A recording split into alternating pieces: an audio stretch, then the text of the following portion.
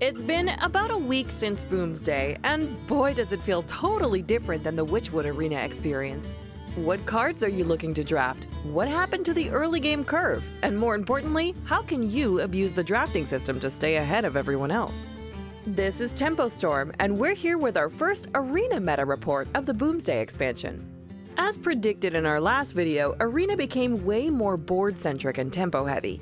Board clears declined in just about every class, and in general, people have less answers to your minions. Keep in mind these cards still exist. About a third of all decks will at least have one copy of these cards, but you are rewarded more often by being ahead on the board than relying on board clears. Currently, many decks will have a lot of minions, and unlike Witchwood where there were many rare minions you now see are common that have no effects or very basic effects. With all that said, your early game curve becomes extremely important. Unlike Witchwood where there was a dominance of 3-drops, many 2-drops are appearing in drafts because many of them are common cards or have been re-bucketed to lower buckets. Now you can consistently draft enough 1 and 2 drops to fight on the board early, then snowball with a plethora of common cards. As a general curve, you should aim for a total of 6 1 or 2 drops. 5 is okay, and if you can't make that number, be sure to draft cheap spells to prevent their minions from sticking. A special card to note is Stubborn Gastropod, the best 2-drop in the format right now. You can often see this 2-mana minion trading with a much bigger minion, which gives you a lot of tempo on the board. Poisonous minions in general are premium right now, since you're offered less premium removal spells. Ever seen a Stone Skin Basilisk being played on turn 3 and it kills both a 3-drop and a 4-drop? That's often enough to win the game right then and there. What other reasons are we pushing for a lighter curve? Right now, the most misbucketed cards are cards that are win more effects. The average player typically can't gain board control very well, which is why these cards appear in lower buckets. Additionally, due to less board clears and more win more effects being drafted, minions that summon tokens become better than their vanilla counterparts due to their synergy potential. With Boomsday, the most prominent card of the set is Giggling Inventor. If you manage to gain board control before turn 5, playing this for 5 mana and pushing face with your other minions will typically win you the game. Conversely, are you behind on turn 5? Play this to stall a turn or 2 so you can drop your Flame Strike and other swing cards to turn the tide. Because Giggling Inventor and Fungalmancer are so much stronger than other cards in its bucket, these 2 cards are the most popular neutral card seen in Arena and shifted this meta into a race for board control before turn 5. With 6 1 to 2 drops, we still want 5 3-drops if possible, 3 to 4 4-drops, and 4 to 5 6+ mana late game bombs. If you have good card draw such as Warlock, you don't need as many late game bombs. The 5 mana slot is usually highly variable due to conditional cards such as Fungalmancer, but generally you want to have at least 2 playable 5-drops on turn 5.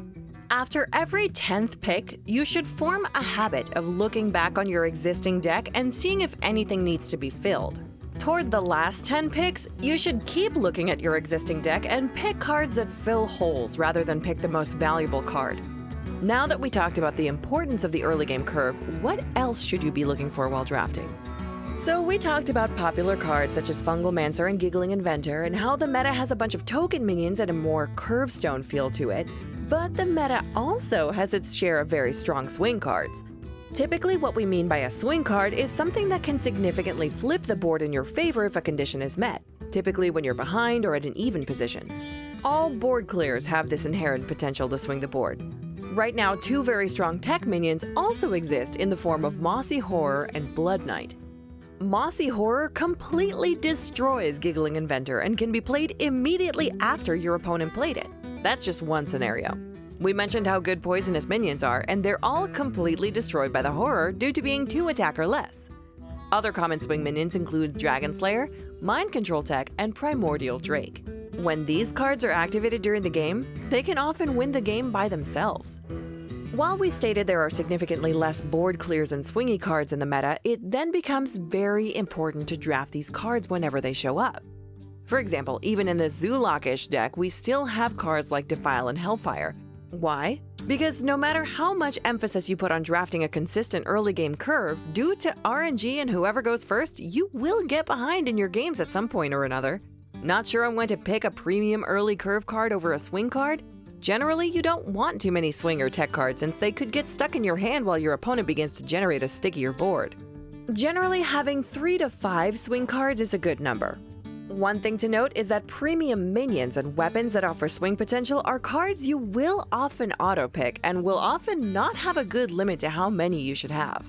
Decks that have 3 despicable dreadlords in addition to other swing cards are extremely powerful to the point of imbalanced. On the topic of swing cards, weapons in general provide a lot of value and tempo right now in the meta. Due to decks being minions with basic effects and vanilla stats, weapons can offer neat 2-for-1 kills while your opponent struggles to develop the board. In terms of drafting for warriors, you typically don't want more than 4 weapons. Once you draft more than 4 weapons, you can often end up with too many weapons stuck in your hand while you should be developing the board or hitting face. For rogue, 2 to 3 weapons in addition to their hero power is fine. Again, we're pushing the mantra that early game curve is the name of the game. Use your weapons and swing cards to protect your minions while they jam face or make value trades. Other than curve and swing cards, your other slots will depend on the rest of your deck. Some Warlock and Druid decks have a great token style, and cards such as Dark Iron Dwarf and Shattered Sun Cleric become extremely strong in their hands. Minions that provide rush, such as Steel Rager and Gilnean Royal Guard, can surprise your opponent's curve, which can turn the tide of a game. Generally, minions that can immediately impact the board in some way are oftentimes just better than their vanilla counterparts. Let's summarize how drafting has changed in this expansion. 1. There are less board clears and less hard removals. This means drafting them is often the highest priority, even if you're an aggro deck. 2.